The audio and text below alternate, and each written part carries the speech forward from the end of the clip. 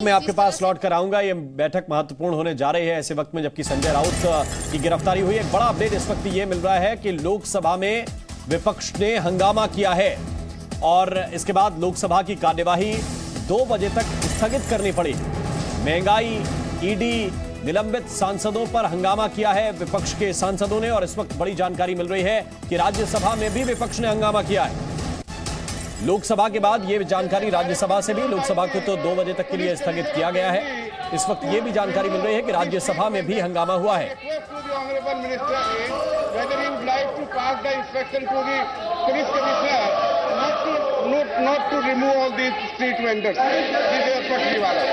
Sir, I want to thank the honourable member for asking this very important question. And sir, the heart of this Swanidhi scheme is to give respect and dignity to the street vendors.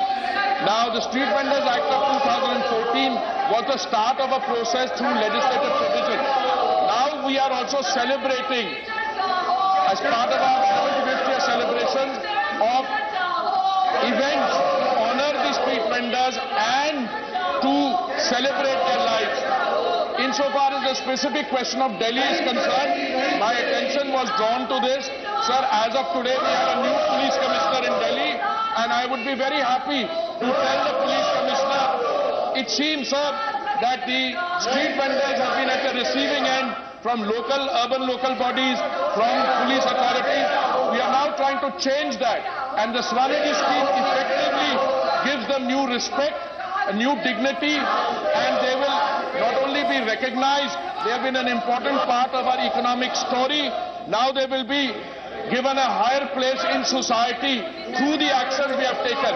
But insofar as the Delhi issue is concerned, individual, we will... तो एक तरफ आप सुन रहे होंगे कि मंत्री जवाब दे रहे हैं प्रश्न का जो सांसद ने पूछा हुआ है और पीछे से वो आवाज भी आपको सुनाई दे रही होगी जिसमें पूछा जा रहा है कि तानाशाही नहीं चलेगी, जवाब दो। यानी कि पहले लोकसभा में हंगामा हुआ, राज्यसभा में भी इस वक्त हंगामे की सूरत नजर आ रही है। हमारे साथ कुछ खास मेहमान हैं। राम कदम साहब इस वक्त हमारे साथ जुड़े हुए हैं, नेता हैं भारतीय जनता पार्टी के। किशोर तिवारी जी इस वक्त हमारे साथ हैं, नेता हैं शिवसेना के। मनीष दुबे इस वक्त हमें ज्वाइन कर रहे हैं, नेता हैं एनसीपी के। प्रदीप कौशल जी इस वक्त हमारे साथ स्टूडियो में मौजूद हैं, वरिष्ठ पत्रकार हैं। और समीर चौगांवकर साहब इस वक्त हमारे साथ जुड़े हुए हैं, आप भी वरिष्ठ पत्रकार हैं। बहुत बहुत स्वागत है सभी का। सबसे पहले एक रिएक्शन में प्रदीप कौशल जी आपसे जरूर चाहता हूं, ये जो पूरी हैपनिंग अब तक की हो रही है, इसमें केस क्या है, घोटाला क्या हुआ? पहले चर्चा इसी बात की होती थी कौन सा नेता फंसा है और किस नेता पे क्या चार्ज है। इसमें चर्चा यह हो रही है कि ईडी ने क्या गलत किया है, ईडी ने कहां रूल तोड़े हैं और वो बताने के लिए कोई तैयार भी नहीं। देखिए, जहाँ तक केस का संबंध है उसकी मेरिट्स के ऊपर तो मैं कोई प्रतिक्रिया देने के स्थिति में नहीं हूँ, क्योंकि केस जो है वो विस्तार से देखने की आवश्यकता है। लेकिन मैं ये ज़रूर मानता हूँ कि ये जो गिरफ्तारी है शिवसेना के बहुत प्रमुख नेता हैं संजय राउत, दूसरा बाला साहेब ठाकरे की जो राजनीति थी उसके 2 बिंदु थे। एक तो वो मातोश्री, वो ज़्यादा दौरे नहीं करते थे, घर से बाहर बहुत कम निकलते थे जी। और मातोश्री में बैठ करके जिसे बहुत व्यापक तौर पे लोग जानते हैं कि वो रिमोट कंट्रोल से सब अपनी राजनीति जो है उसका नियंत्रण करते थे। दूसरा, वो अपने विचार जो हैं वो सामना के माध्यम से लोगों तक और अपने अनुयायियों तक पहुंचाते थे। संजय राउत सामना के एग्जीक्यूटिव एडिटर हैं, लेकिन मोटे तौर पे एडिटर वही हैं और नाम ज़रूर बाला साहब ठाकरे का और उद्धव ठाकरे का जाता है। तो सामना के अंदर जो संपादकीय लिखा जाता था वो भले ही संजय राउत लिखें, लेकिन वो ब्रह्मवाक्य माना जाता था शिवसेना प्रमुख की तरफ से, बाला साहब ठाकरे की तरफ से। तो ये जो गिरफ्तारी है मुझे लगता है इसके दूरगामी संदेश हैं, परिणाम तो ही हैं, दूरगामी संदेश हैं और रुचिकर होगा ये देखना कि शिवसेना इसके ऊपर क्या प्रतिक्रिया देती है। जी, शिवसेना की प्रतिक्रिया तो यह है कि आज का दिन काला है, लेकिन राम कदम साहब, दूरगामी परिणाम इसके हो सकते हैं। क्या वो परिणाम इस तरह के होंगे कि आपको नुकसान हो जाएगा और क्या इसकी चिंता करनी चाहिए? नहीं, जब भ्रष्टाचार का मामला आता है, फाइनेंशियल फ्रॉड का मामला आता है, तो नुकसान फायदे की चर्चा नहीं हो सकती, उस पर कोई मंथन नहीं हो सकता। जिसने गलत किया है तो गलती की के तहत लोकतंत्र में कानून का पालन करना ये सर्वोपरि होना चाहिए जी। पर शिवसेना के नेता आज प्रातः से कह रहे हैं कि काला दिन है। किस बात का काला दिन? एक सांसद के घर पे 11.5 लाख रुपए धन की राशि कैश तौर पे पाई जाती है। क्या कानून इस बात की अनुमति देता है इतनी बड़ी राशि रखने की? कहां से आई राशि? किसको लूट करके आई? जो बिल्डर ने, जो महाराष्ट्र और मुंबई का इसी जो विषय पर राज्यसभा में इस वक्त मल्लिकार्जुन खड़गे बोल रहे हैं, उनकी बात सुनाते हैं। राम कदम साहब वापस लौटेंगे।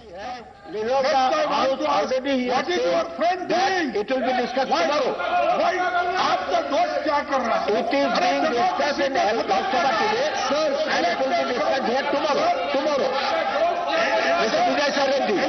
गवर्नमेंट को डिस्टेबलाइज कर रहा। सर, हमने एग्री किया है, प्राइस राइज पे डिस्कशन कल होगा, इसके ऊपर हम सब ने सहमति भी बनाई थी और ये बात हुई थी कि एक बार डेट तय हो जाए तो हाउस अच्छी तरीके से चलेगा, सुचारू रूप से। आज लोकसभा में लिस्टेड है, कल राज्यसभा में 2 बजे प्राइस राइज पे डिस्कशन होगा। और जहां तक नोटिस का बात है, आज सुबह ही डिस्टर्ब किया तो चेयरमैन हैड टू एडजर्न। तो मुझे लगता है एलओपी की बात हमने एग्री की है, प्राइस राइज पे कल डिस्कशन होगा। अभी हमने लेजिस्लेटिव बिजनेस के लिए और क्वेश्चन आवर के लिए अलाउ करना चाहिए। धन्यवाद। So, leader of the House has said the discussion on price rise will come tomorrow. Vijay Reddy. Sir, in the light of the fact that the सरकार की तरफ से कहा जा रहा है कि महंगाई के विषय पर कल चर्चा होगी, लेकिन इन सबके बीच एक बड़ी खबर मिल रही है। राउत की गिरफ्तारी पर मुख्यमंत्री शिंदे ने तंज कसा है और शिंदे ने कहा है कि बंद हो गया रोज बजने वाला भोंपू। सुबह 8 बजे बजने वाला भोंपू बंद हो गया है, ये तंज कसा है एकनाथ शिंदे ने। इस वक्त की बड़ी खबर आपको बता रहे हैं। एकनाथ शिंदे से जब यह सवाल पूछा गया कि संजय राउत की गिरफ्तारी हुई है, तो उन्होंने संजय राउत पर तंज कसते हुए ये बात कही है कि रोज रोज बजने वाला भोंपू बंद हो गया है। सुबह 8 बजे जो भोंपू बजता था वो भोंपू बंद हो गया है। और शिवांगी इस वक्त हमारे साथ ज्यादा जानकारी के साथ जुड़े हुए हैं। शिवांगी, तल्ख प्रतिक्रिया या ये कहिए कि एक बड़ा तंज कसा है संजय राउत पर एकनाथ शिंदे ने।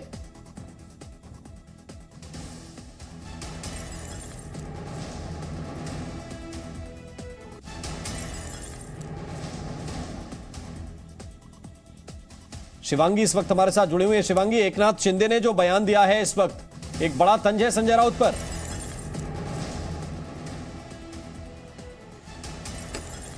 राम अपना सवाल दोहराएं। लगता है शिवांगी तक आवाज नहीं पहुंच पा रही है। मैं कोशिश करता हूं दोबारा कनेक्ट करने की, लेकिन एकनाथ शिंदे ने एक बड़ा बयान दिया है। एकनाथ शिंदे ने कहा है कि संजय राउत के लेकर जब उनसे सवाल पूछा गया, उन्होंने कहा कि रोज सुबह जो 8 बजे भोंपू बजता था वो भोंपू रोज रोज बजने वाला जो भोंपू है वो बंद हो गया है।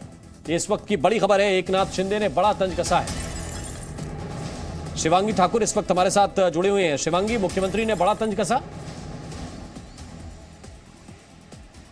देखिए, तंज कसा और भोपू कहा है, और ये भोपू कहाँ बज रहा था, ये भोपू खासकर जो बागी विधायक थे एकनाथ शिंदे थे उनके खिलाफ बज रहा था। हालांकि जब तक एकनाथ शिंदे बागी नहीं हुए थे तब तक यही भोपू इनके बड़े भाई हुआ करते थे और सलाह लेकर सब कुछ इन्हीं के सलाह मशवरे पर होता था। लेकिन कहीं ना कहीं संजय राउत ही कारण थे जिसकी वजह से एकनाथ शिंदे बागी हुए, तमाम विधायक बागी हुए। ये कहा जाता था कि संजय राउत की बात ज्यादा मानी जाती है, उनकी बात को ज्यादा तवज्जो दिया जाता है ठाकरे परिवार की ओर से, जबकि वो जनप्रतिनिधि नहीं है, चुनाव लड़कर नहीं आते हैं, लेकिन जनता के बीच से जितने विधायक चुनकर आते हैं उनको वो मौका नहीं दिया जाता है। और यही बात नहीं, संजय राउत के अलावा आदित्य ठाकरे को लेकर भी यही सवाल कहा गया था। लेकिन भोपू जैसे शब्दों का इस्तेमाल करना, ये वो बदला है राम। अगर आपको याद होगा, जब विधायक बागी हुए थे तब नचनिया जैसे शब्दों का इस्तेमाल सामना के जरिए लगातार संजय राउत करते रहे हैं और जी। विवादित बयान देते रहे, अब शब्दों का इस्तेमाल करते रहे हैं, तो कहीं ना कहीं ये उसी का बदला है। और आप देखिए कि मौजूदा मुख्यमंत्री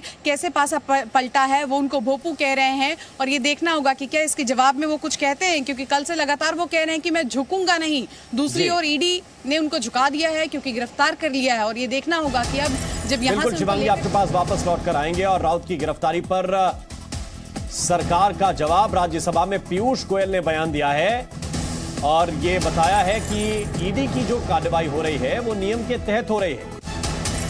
पीयूष गोयल ने सरकार की तरफ से यह जवाब दिया है और सदन के अंदर दिया है, राज्यसभा में यह जवाब दिया है और राज्यसभा में पीयूष गोयल ने कहा है कि राउत की जो गिरफ्तारी हुई है वो ईडी अपने नियमों के तहत काम कर रही है, कोई किसी तरह का नियम तोड़कर काम नहीं कर रही। ईडी सिर्फ अपना काम कर रही है, यह पीयूष गोयल ने कहा है।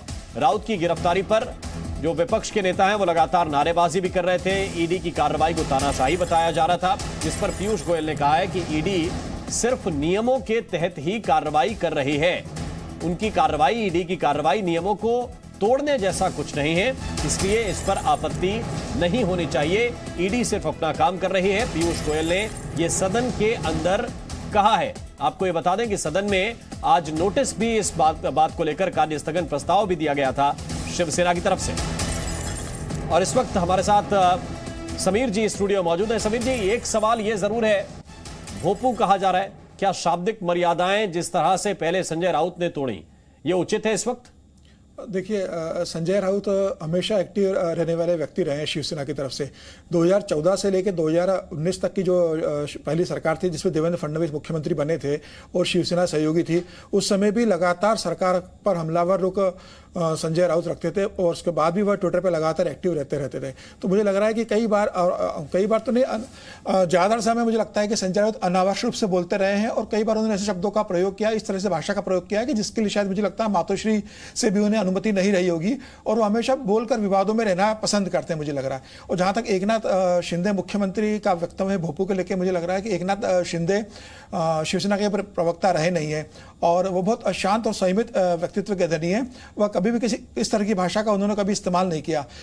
उन्होंने इस बार भोपू जरूर बुलाया, शब्दों के चयन में हो सकता है कि उनसे कुछ चूक हुई होगी, लेकिन उनकी भावनाएं गलत नहीं होगी। एक बड़ा अपडेट इस वक्त मिल रहा है कि संजय राउत को लेकर ईडी की टीम निकलने वाली है। इस वक्त हमारे साथ शिवांगी है। शिवांगी, क्या अपडेट है?